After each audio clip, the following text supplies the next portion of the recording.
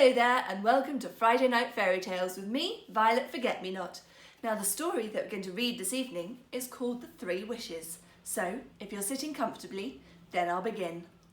Once upon a time there was a poor woodcutter who was forever complaining. It is true that although he worked extremely hard, he had very little to show for it. He had a small cottage at the edge of a forest, which he could call his own, and he had a wife. One day this woodcutter was out in the forest felling trees. As they came crashing to the ground, he muttered aloud, "Work, work, work, nothing but work. It's not fair, I tell you, it's not fair." Now the more the woodcutter grumbled, the less he felt like working, and at last he threw his axe down onto the ground, ready to give up altogether.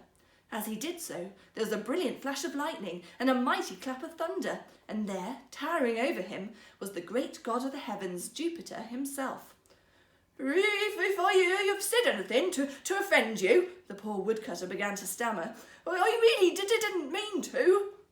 "I have heard your complaints," thundered the god, "and I have appeared before you to grant you 3 wishes. Think long and carefully before you make them, for they will be granted the very instant they are made." Jupiter vanished before the woodcutter had time to gather his senses. But when at last he realised the implication of the words the god had spoken, he gave a great shout of joy and ran helter-skelter to his cottage to tell his wife. "Our fortunes are made!" he cried as he burst into the cottage. Wife, where are you? I've got news for you." His wife came running, and the woodcutter gasped, "Heap logs on the fire, bring out the wine, we're going to be rich beyond our wildest dreams." Almost as excited as her husband, his wife Hannah put logs on the fire and brought out the wine she had been keeping for Christmas. When this was done, she sat down opposite her husband and begged him to tell her the good news. "The great god Jupiter has spoken to me," her husband began, trying to keep his voice low and matter-of-fact. "I've met him in the forest just now." "Oh, heavens above," cried his wife, bitterly disappointed. "What nonsense is this? As if life isn't hard enough. Now I've got a madman for a husband." "I'm not mad," said the woodcutter. "Listen, Hannah, while I was out in the forest just now, Jupiter himself really did appear before me. There was this bright flash of lightning and a clap of thunder, and there he was. I tell you, my legs turned to jelly at the sight of him, but I stood up to him like a man." "I can imagine," said his wife scornfully. "Well, what did he have to say to you?" He praised me for my hard work," said her husband slyly, "and then he gave me 3 wishes. Her husband spoke in such an earnest manner that in spite of herself, Hannah began to believe him. She poured him out a glass of wine and begged him to continue. "3 wishes," repeated her husband. "We can ask for anything we like. Of course we'll ask for money and maybe a new house." "And I can have a diamond ring," interrupted Hannah, quite carried away, "and a carriage and a coat with real fur." "I said 3 wishes," laughed her husband as he warmed his hands at the fire. "We mustn't rush into them. We must talk about our wishes quietly and thoughtfully. What do you say we both think about them for the rest of the day and wish tomorrow?" "You're right, husband," said the wife. "You speak with true wisdom. Let me fetch your slippers and your pipe."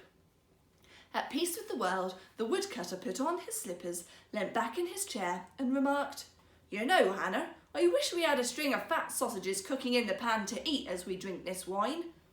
No sooner had he spoken than to his immense surprise he saw a snake-like string of sausages moving towards him across the floor.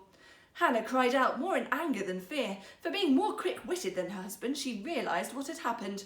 "Fool!" she screamed. "Idiot! You've thrown away one of our precious wishes. Money, a diamond ring, anything we could have had, anything with that wish, and all you give us is a string of sausages." The poor woodcutter bowed his head under her flood of angry words. "You speak truly, wife," he mumbled. "All right, I have thrown away one of the 3 wishes." His wife, however, refused to be silenced. "Can there be another fool as big as you?" she stormed. "Ass, donkey, hopeless imbecile! It's a pity I ever married you." Stung into anger by her harsh words, the woodcutter got up from his chair and shouted, "Hold your tongue! Upon my soul, I wish that string of sausages was dangling from your nose. It might keep your mouth shut." No sooner had he spoken than the sausages, in an instant, had fastened themselves onto his wife's nose. The sight was so comical that the woodcutter burst out laughing. "Ho, ho," he chortled. "Well, that's a fine way to stop you from talking." Poor Hannah began to weep silently, and at the sight of her tears, the woodcutter no longer found her so funny. Instead, he began to be rather miserable himself. "I'm sorry, Hannah," he said at last. "That's our second wish gone, and nothing to show for it, unless you count these sausages." For a moment he looked at her thoughtfully. Then he remembered all the good times they had enjoyed together when they were young. No, he couldn't leave her like that for the rest of her days. "It's like this, Hannah," he began slowly. "You and I can hide ourselves away for the rest of our lives, for I'm not sure I would care to be seen in high society with a wife who carries a string of sausages at the end of his nose. Or," he paused unkindly, and his wife sobbed louder than ever. "Or," he repeated, "I can use up my third and last wish to make these sausages disappear. What shall I do?" Hannah's eyes were so pleading that her husband stopped teasing her. With a sigh that echoed around the room, he said slowly, I wish that those sausages would go back where they came from." So that was the end of the woodcutter's dreams. He had wasted his 3 wishes. Never again would he dare to grumble that life was unfair, for he had had his wonderful chance and thrown it away. But this much can be said.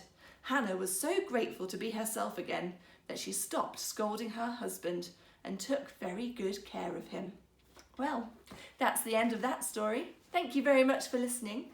Look after yourselves, stay safe, and hopefully see you again soon. Bye!